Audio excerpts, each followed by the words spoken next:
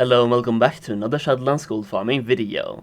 So today I'm going to talk about how I'm leveling my alts in the game right now, so basically how I'm leveling from 50 to 60, and I want to talk about this in a gold farming and gold making subject. So basically I'm leveling my alts and trying to farm gold at the same time. I have covered how you can farm with herbalism and mining to level 50 to 60 decently fast and make gold that way, but for this video we are focusing on something you might be familiar with, and we are focusing on skinning. I know, it's another skinning video, but we are doing it with a different spin and different twist on the subject, so we are using it to farm gold and level up at the same time. Now, the way I'm doing this on my alts is that I'm basically queuing up for a dungeon, and you want to do this with the threads of fate, so you can queue up for all the dungeons and unlock the dungeon quests straight away.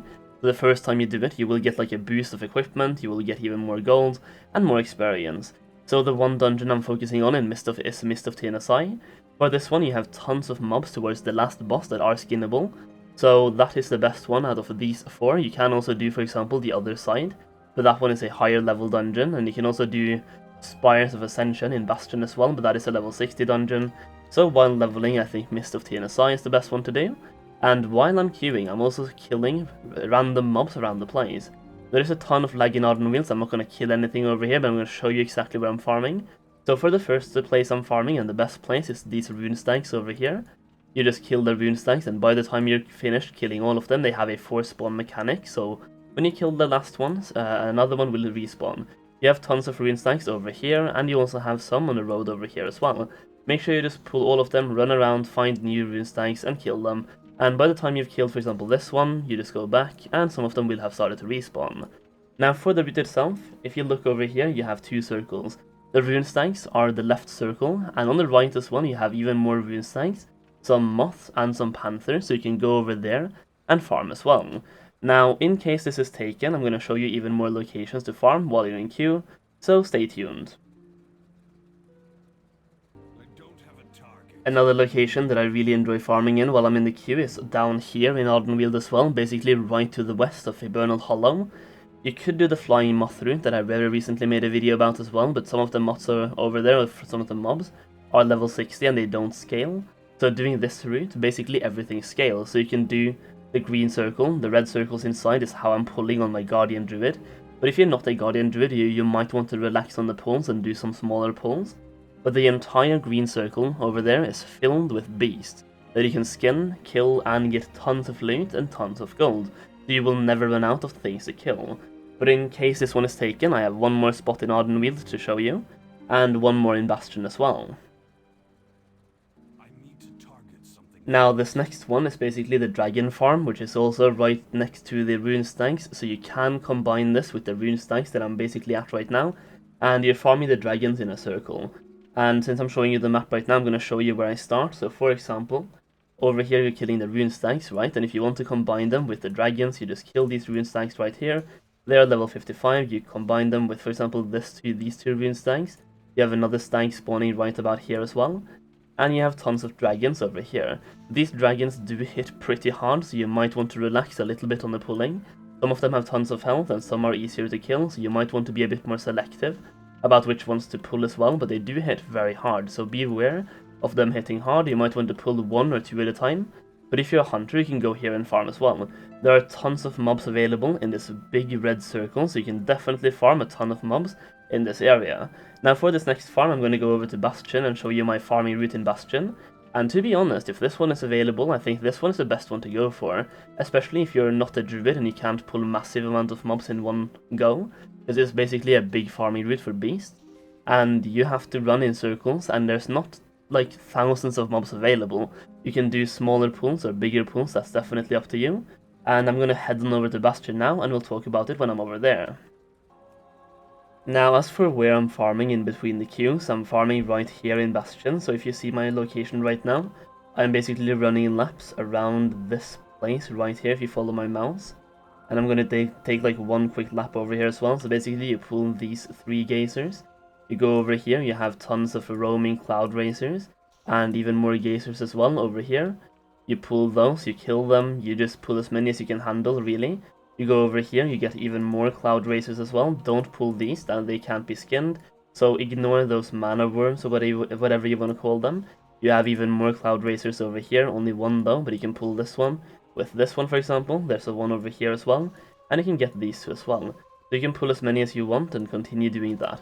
There's some owls flying around the place as well, and you just do like laps over this place. You will go down over here and you'll do like one circle. And whenever you finish one circle, they should have started to respawn, depending on your class and how quickly you kill them. Now, there is another route over here in Bastion, basically over there, but they are level 60, they don't scale. I have made a video about this one, but they don't scale. It's a fantastic farm, but they are level 60 and they don't scale. So we have to do like something else and be creative, and this hill over here definitely works. So pulling this entire hill, going down here, pulling, there's about 3 to 4 geysers at my mouse right now as well, and 3 over there. So pulling these and running in a circle definitely works, and that's basically what I'm doing in the queue.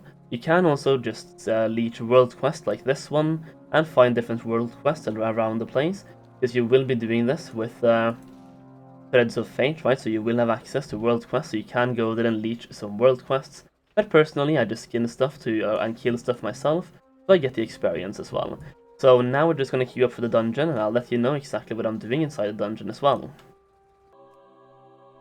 One quick note though, while we're killing the mobs while we're waiting for the queue.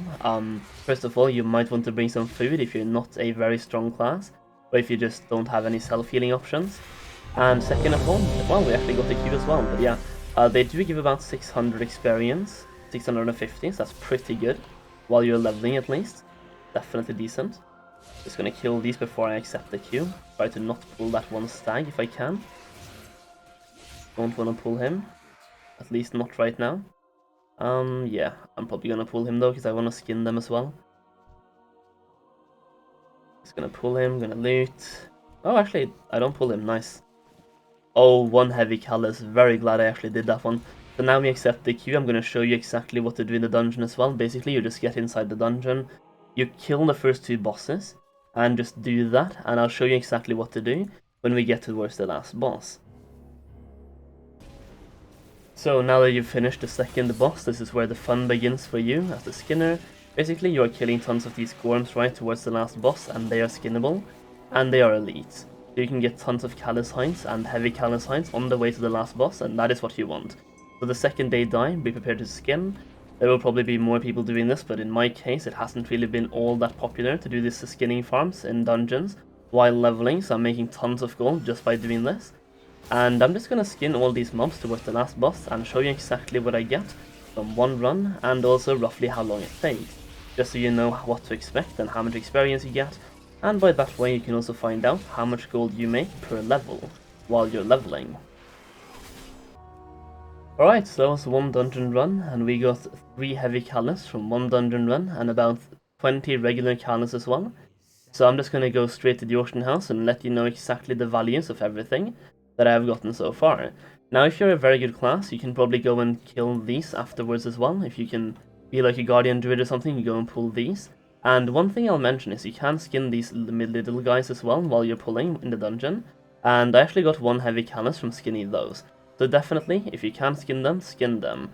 In this group though, we had 1 more skinner, so he got 2 heavy callus hinds as well. So in total, we got 5 heavy callus hinds from 1 dungeon run.